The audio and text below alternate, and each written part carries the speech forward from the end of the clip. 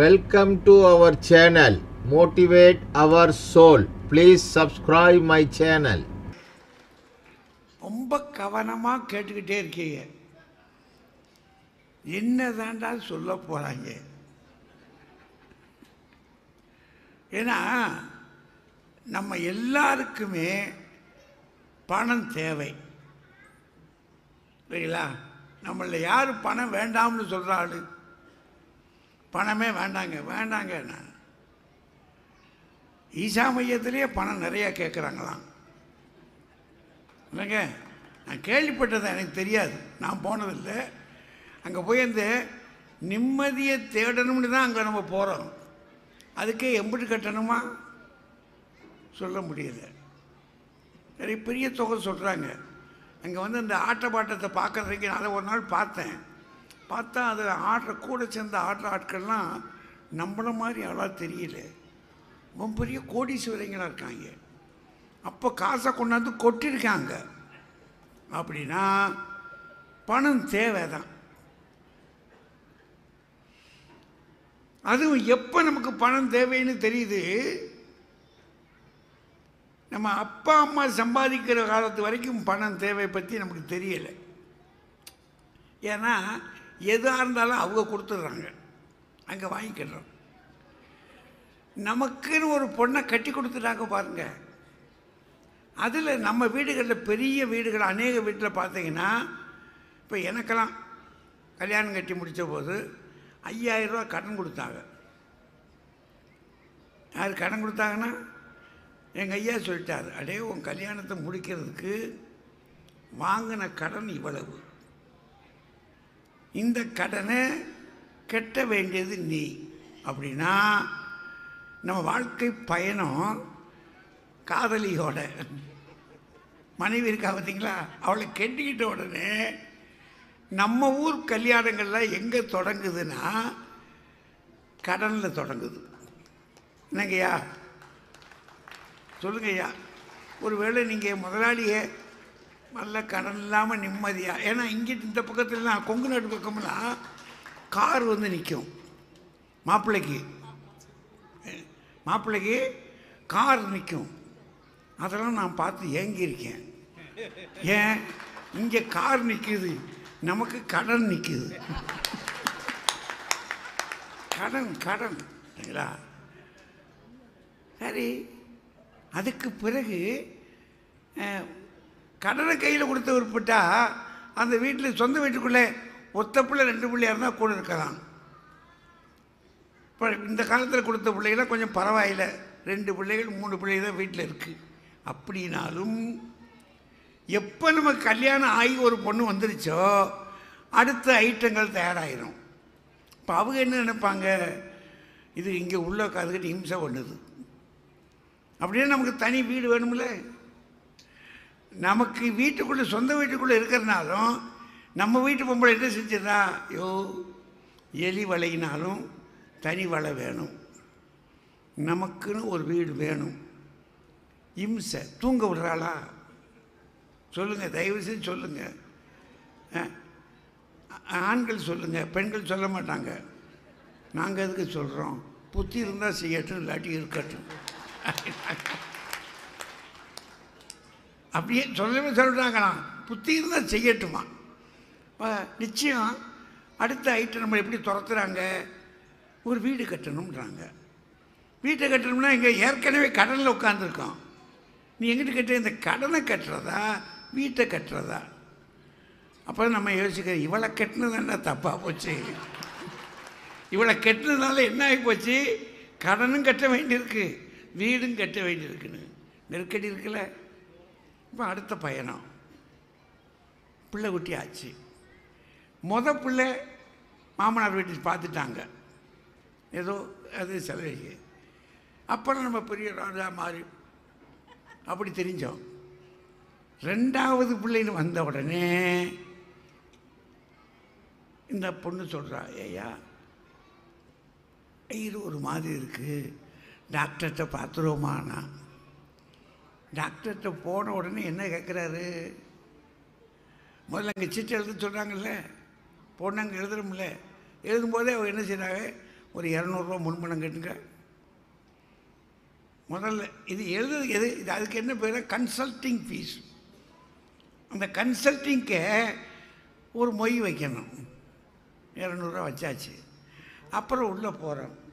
உள்ளே போய் அங்கே தொடுறாங்க, இங்கே தொடுறா, அப்படின்றார் இப்படின்றார். பார்த்தா அந்த லேடி டாக்டர் பார்த்துட்டு பயப்பட வேண்டியதில்லை, பயப்பட வேண்டியதில்லை, கொஞ்சம் போஷாக்கு குறைச்சலாக இருக்குது,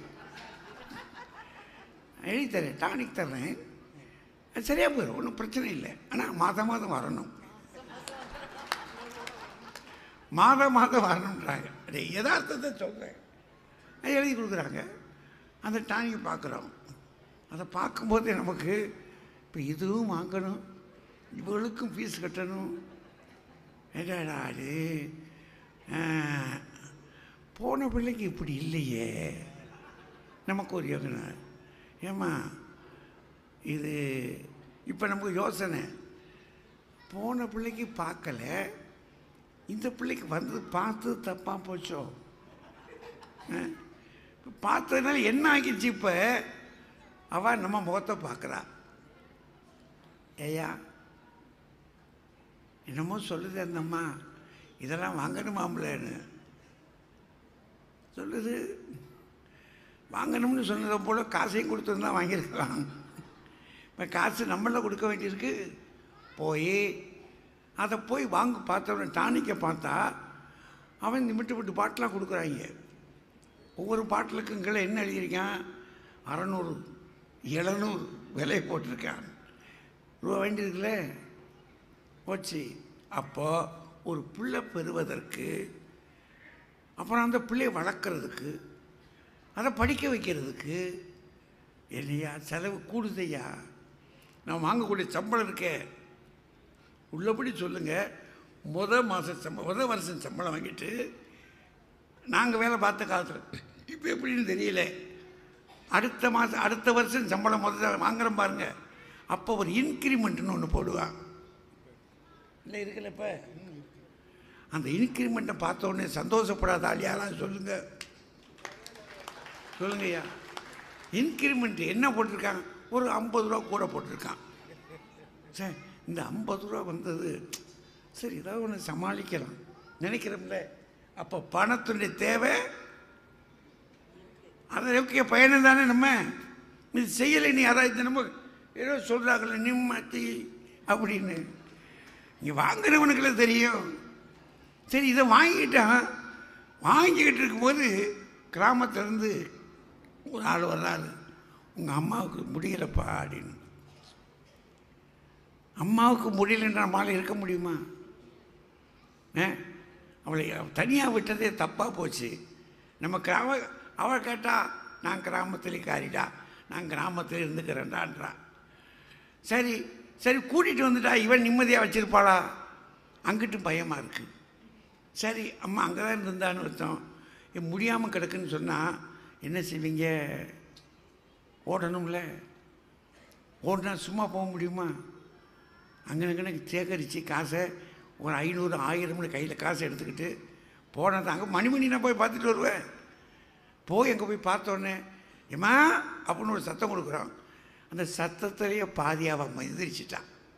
ஐயா வந்துட்டியாடா கண்ணு அப்படின்றா. சொன்ன போதே நம்ம கையிலேருந்து ஏம்மா நீ ஒன்றும் யோசிக்காதம்மா, நீ ரொம்ப நாளைக்கு இருக்கணுமா அப்படின்னு கொஞ்சம் ஒரு கண்ணீரை விட்டுட்டு அந்த ரூபா 1000 கையில் வைங்க. அம்மாவை பார்த்துட்டு ஏய் கண்ணு இதுக்காகடா இருக்கேன் அம்மா, நீ வேணுண்டா எனக்கு அப்படின்னு சொல்கிறா. சொல்லும் போதே காசை கையில் இறுக்கி பிடிச்சிக்கிட்டான். காசை நம்ம கையில் கொடுக்க வச்சா நடிச்சுக்கிட்டா. கூட எங்கள் வீட்டுக்காரி வர்றா, அவன் சொல்கிறான் உங்கள் ஆத்தா கெட்டிக்காரி சொல்லிக்கிட்டு சொல்கிற மாதிரி சொல்லிட்டு காசை பற்றிக்கிட்டால. ஏன் பயணத்தில் காசு வேண்டியிருக்கியா? இதுக்குத்தான் இல்லை, அதுக்குத்தான் இல்லை, ஒன்றா ரெண்டாயா? பிள்ளைய படிக்க வைக்கணும், நோயில் இருக்கிற காக்க வைக்கணும். அதனால் பணம் வேண்டாம்னு யாராவது சொல்லுவாங்களா? இந்த 3 பேர் தான் சொல்லுவாங்க. ஆனால் இவங்க என்ன சொல்லிட்டாங்க? பணம் வேண்டாம்னு சொல்லலை. ஒரு பேச்சில் எங்கேயாவது சொன்னாங்களா? ரொம்ப தெளிவாக இவரெல்லாம் சொன்னார். பணம் வேண்டான்னு சொல்லலையா? அதுக்கப்பால் பணம் இருக்கட்டும், பணம் நம்ம கையில் இருக்கட்டும். அதெல்லாம் இருந்த உட்பாடும் நமக்கு நிம்மதியாக இருக்கா? எவ்வளவு வந்தாலும் எல்லாரையும் கேளுங்க, இந்த வருஷம் 10 லட்ச ரூபா கையில் வந்திருக்கு. பக்கத்து வீட்டுக்காரனுக்கு 10,000 கூட வரல, அவனுக்கு பக்குன்னுது. நமக்கு 10,000 வந்திருக்கே, 10 லட்சம் வந்திருக்கே, நிம்மதியாக இருக்கா? உடனே நினைக்கிறோம், விட்டுட்டான். ஒரு 5 லட்சம் எங்கேயே விட்டு போச்சு, வரணும், பார்ப்போம் பார்ப்போம் பார்ப்போம். பிற முதலாளி இருக்காங்க, நம்ம ஐயா கல்குவாரிக்காரெலாம் இருக்காங்க. எதை தேடி போகிறாங்க? மண்ணுக்குள்ளே குழி போட்டணும்னா போடுறாங்க. குழி போடுறது ஏதாவது கிடச்சிடாதா தானுங்க? அவங்களுக்காக மட்டும் இல்லை, அவங்களுக்காக மட்டும் எடுக்கிறாங்க, நாட்டுக்காக. என்ன கொஞ்சம் நஞ்சம் பணமாக கொடுக்குறாங்க நாட்டுக்கு? எல்லாருக்கும் தானே கொடுக்குறாங்க. அப்போது பணத்தை தேடிய பயணம் தாயா நம்ம சாதாரண மக்கள். நம்முடைய வாழ்க்கையெல்லாம் பணத்தை தேடிய ஓட்டம்தான். இங்கனி அங்கனி இல்லை. விதி விதிகளை பூரா பார்த்தோம்னா எங்கே பார்த்தாலும் கடைகளாக இருக்குது. கடையை பார்த்துட்டா அந்த விலையை பார்த்தா நடுக்க வருது. எங்கே பார்த்தாலும் கடை கிடைக்கியா, கடையில் இருக்கக்கூடிய விலையை பாருங்க, நடுக்க வருது. எதையோ வாங்கணும்னு ஆசை இருக்கு, முடியலை. ஏன்?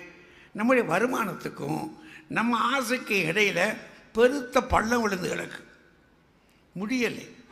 ஆனாலும் பணம் வேணும், எல்லாவற்றுக்கும் பணம் வேண்டும். பணம் இல்லாமல் முடியாது. சரி, பணம் வந்துட்டா 10 கோடி வந்திருக்கு, 20 கோடி வந்திருக்கு, கூட வந்துட்டா வச்சுக்கணும். இப்போ இந்த பிள்ளைகிட்டெல்லாம் பணம் இருக்கு, இல்லைன்னு சொல்ல மாட்டேன், எல்லாருக்கிட்டையும் பணம் இருக்கு. ஆனால் நிம்மதி இருக்குமா? அதான் இவங்க கேள்வி. பணம் வந்துருச்சியா, வந்துட்டா நிம்மதி இருக்குமா? ஏன் இருக்காது? அதை தரனா ஓடிடும். அதுக்காகத்தானே போனோம்னா, ஓடும்போது சர்த்தாயா? ஓடினவன் ஒரு எல்லைக்கு போன உடனே இழப்பு வரும் இல்லையா? ஓடுறதுக்கு முன்னாடி இழைக்கலை, நின்னா அப்படி தம்பிடும் நின்னா, ஓடி எல்லையை தொட்ட ஒருபாடு அப்படின்றான், படுத்து கிடக்கா அப்படியா பார்க்குறோம்ல. அது மாதிரி தான் எல்லையை போய் தொட்ட உட்பாடு காசு காசு காசு எல்லாம் கையில் சேர்ந்துருச்சு. சேர்ந்த உட்பாடு ஒரு இழப்பு வருது. என்ன இழப்பு? கேள்வி அதானே. என்ன இழப்புனா, பத்தாது. எத்தனை கோடி பணம் இருந்தாலும் கையில் காசு நிறையா வந்துருச்சியா, நிம்மதி இருக்குமா? ஒரு தொழிலை செஞ்சோம், பணம் புரண்டுச்சு. உடனே வீட்டில் சொல்கிறா, யோ ஒன்றை நம்பிக்கிட்டு இருக்கக்கூடாது, நீ என்னையே தான் நம்பணும். அதுக்காக இன்னொருத்தையை நம்பணும்னு சொல்லலை, இன்னொரு தொழிலை நம்பு. உடனே இன்னொரு தொழில் சைட் பிஸ்னஸ் போடுறாங்க. நீங்கள் வியாபாரிகளை போகிற பாருங்கள். ஏன்னா இதில் ஒருவேளை நட்டம் வந்தால் இது தூக்கிவிடும். சரி, அது மட்டும் இல்லை, இந்த பிஸ்னஸ் இருக்கே, தொழில் இல்லாமல் பொருட்களை நம்பியது. இன்றைக்கு வந்திருக்கிற பொருள் நாளைக்கு மாறிடும். முன்னாடி இந்த டேப் இருக்காருன்னு ஒன்று தூக்கிட்டு தெரிஞ்சோம் பார்த்தீங்களா? ஞாபகம் இருக்கா அவங்களுக்கு எல்லாருக்கும்? ஒரு காலத்தில் நாங்கள் ராமநாதபுரம் அந்த பக்கத்துக்கு போனோம்னா,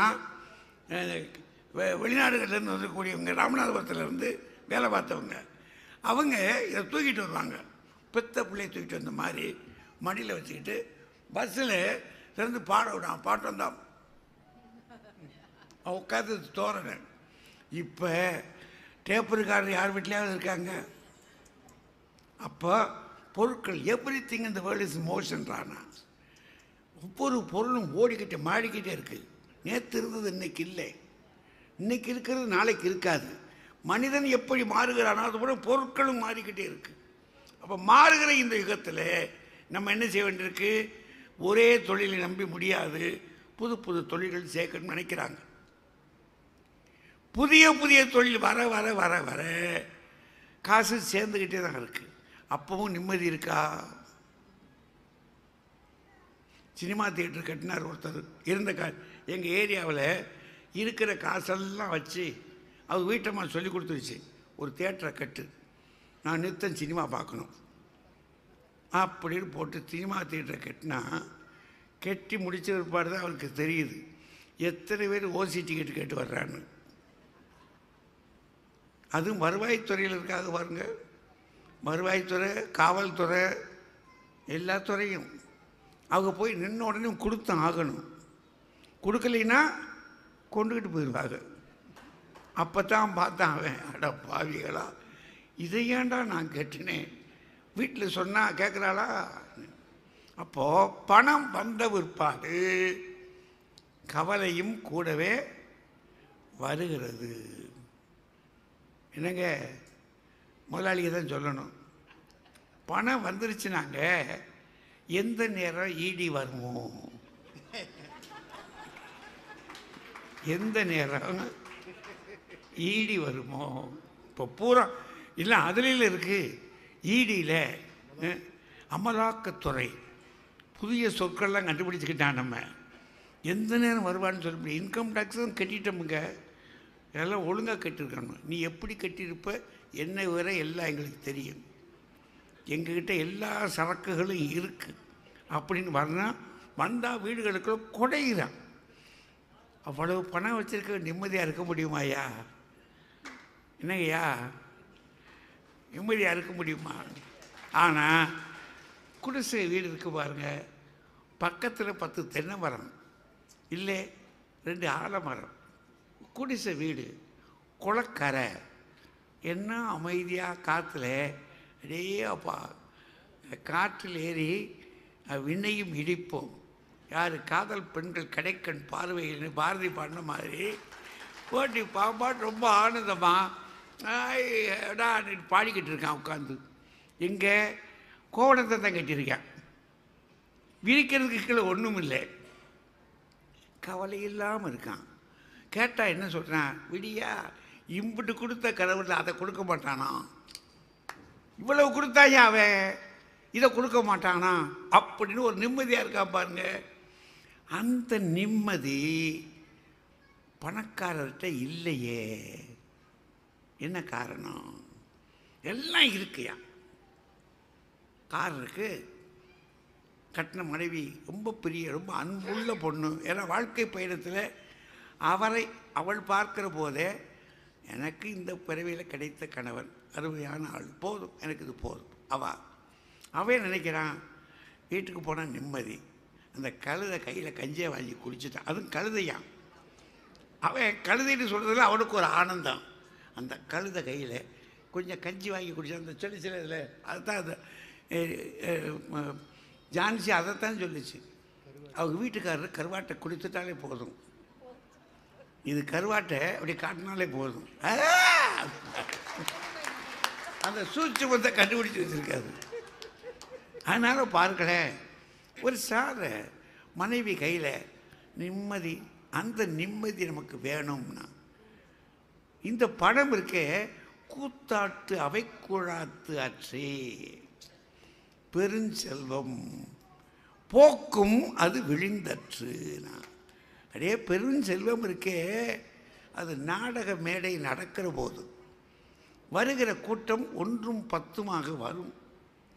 நாடகம் முடிந்த அளவிலேயே ஆட்டம் க்ளோஸ், அவ்வளவும் காலி. அது மாதிரி இந்த பணம் இருக்கே, வரும் சில்லறை சில்லறையாக, போகும் மொத்தமாக அப்படின்னு திருவள்ளுவர் சொல்கிறாருன்னா யோசிக்கத்தானுங்க வேண்டியிருக்கு. அப்படின்னா என்னென்ன யோசிக்கலாம். நம்ம பெரியவங்க கடைசியாக ஒரு போட்டு போட்டாங்க, செல்வம்னா என்னடான்னு கேட்டான். பணம்னா என்ன, நிதினா என்ன, அதுக்கு ஏகப்பட்ட பேர் இருக்கு. அதுக்கு மண் இருக்குது. இந்த மண் இருக்கே, நிலம் இருக்கே, இப்படி பார்த்து சில ஆட்கள் சொல்கிறாங்கல்ல, அது கோயம்புத்தூர் டிஸ்ட்ரிக்ட் போயிட்டு வருது, கோயம்புத்தூர் விட்டுருங்க, இது பெருமணக்கார நாடு. இங்கே இது கன்னியாகுமரி டிஸ்ட்ரிக்ட் போனோம்னு சொன்னால் அப்படின்னு பார்த்தா தோப்புகளை பார்த்தா அந்த தோப்பு இருக்கலங்க, இந்த கரையிலேருந்து அந்த கரை வரைக்கும் நமக்கு தாங்க. அங்கே கன்னியாகுமரிக்கு உள்ள தோப்பு தான் பெருசு, தென்னை மரம் பயங்கரம், வயல் நிலங்களா பயங்கரம். பார்த்தா நிலத்தை அப்படி காட்டுற உடனே ஆனது நமக்கு 5 சென்ட் இருந்துச்சுனாலே பெரிய விஷயம். நம்ம வீட்டில் அவர் நம்ம இவர் இருக்கார் பட்டணத்தடிகள், அவர் என்ன செஞ்சார், 5 சென்டாடா ஆடி அடங்கும் வாழ்க்கைகளா 6 அடி நிலமே சொந்தமாடான்னா. அப்படின்னா என்ன, அவன் எங்கே போய் நிற்கிறான், கடைசியில் நிற்கிறான். கடைசி முடிவில் எதுவும் காதறிந்த ஊசியும் கடைக்கண் வராது காண்றானார், காதறிந்த ஊசியும் வராதான்னு. அப்படின்னா நம்ம துறவிகளாக போயிடலாமா? நிம்மதியை தேடி எங்கே போகிறாங்க சாமிமார், துறவிகளுக்கு ஓடுறாங்க இமயமலைக்கு. நம்ம போக முடியுமா? போக முடியாது. அப்படின்னா என்னங்க, காசு வேணுங்க. என்னங்க காசு வேணும்னு முடிச்சிட்டீங்க, காசு வேணும், ஆனால் போதும் அப்படின்னு மனசு புத்தி நினைக்கணும். இந்த புத்தி இருக்குது பாருங்கள், அது நினைக்கணும். அதுக்காக என்ன சொன்னான் பெரியவன், செல்வம் அப்படின்னு நீ சொல்கிறையே, அது பண நோட்டு துட்டுலடா, சிந்தையின் நிறைவுனா மன திருப்தி இருக்கு பாருங்க, அதுதான் கிடைக்கிற செல்வத்திலெல்லாம் பெரிய செல்வம். இந்த மாடு மனை வீடு சொந்தம் என்று தேடி அலைகிற சொந்தமத்தை விட, பணத்தை விட போதும். இறைவன் எனக்கு நிறைய கொடுத்துருக்கிறான், நான் இன்னும் சிலருக்கு கொடுக்கணும். நான் எப்படி பெற்றேனோ அப்படியே பிறருக்கு கொடுக்கணும் என்று நினைக்கிற மனசு இருக்கு பாருங்க, அந்த மனம் வந்துவிடுமானால் இறைவன் உங்களுக்குள் வாழுகிறான் என்ற அர்த்தம். நீங்கள் பழனிக்கு போக வேண்டியதில்லை, மக்காவுக்கு போக வேண்டியதில்லை, இங்கேயே இறைவனை தேடலாம். அவன் உங்கள் உள்ளே இருப்பான் என்றால் நிச்சயமாக பெரியோர்களே, பணத்தை தேடி அலைகிற இந்த உலகத்தில் என்னை விட்டு ஓடிப்போகிற அந்த பணத்தை தேடுவதை விட, ஏனென்றால் என்றோ ஒரு நாள் என்னுடைய நிலமும் என்னுடைய வீடும் என்னுடைய காசும் இன்னொருவருக்கு சொந்தமாகிவிடும். அது நிச்சயமாக என்னுடையதல்ல. ஆனால் நிம்மதி என்பது மட்டும் எனக்குள்ளேயே இருப்பது. எனக்குள்ளே இருக்கின்ற அந்த நிம்மதி இருக்கிறதே, அதை தேடுங்கள். ஆகவே நம்முடைய யாத்திரை, இந்த பயணம் பணத்தை தேடுகிற பொழுதே மனத்தை சரி செய்வதற்காக, நிம்மதியை தேடுவதற்காக பயிற்சி கொடுங்கள். அந்த பயிற்சிக்கு நிறைய படியுங்கள். நம்முடைய சமய நூல்களை, எந்த சமயமாக இருந்தாலும் சரி, அது சைவமானாலும் சரி, வைணவமாக இருந்தாலும் சரி, அது இந்துவாக இருந்தாலும் சரி, கிறிஸ்தவமாக இருந்தாலும் சரி, இஸ்லாமாக இருந்தாலும் சரி, பௌத்தமாக இருந்தாலும் சரி, எந்த சமயமானாலும் சரி எடுத்து படியுங்கள். நல்ல வாழ்க்கை உங்களுக்கு கிட்டும். இறைவன் எப்போதும் உங்களோடு கூட மனநிறை தருவராக இருப்பான். வாழுங்கள், மக்களை வாழ விடுங்கள். நல்லது. வணக்கம். நன்றி. வணக்கம்.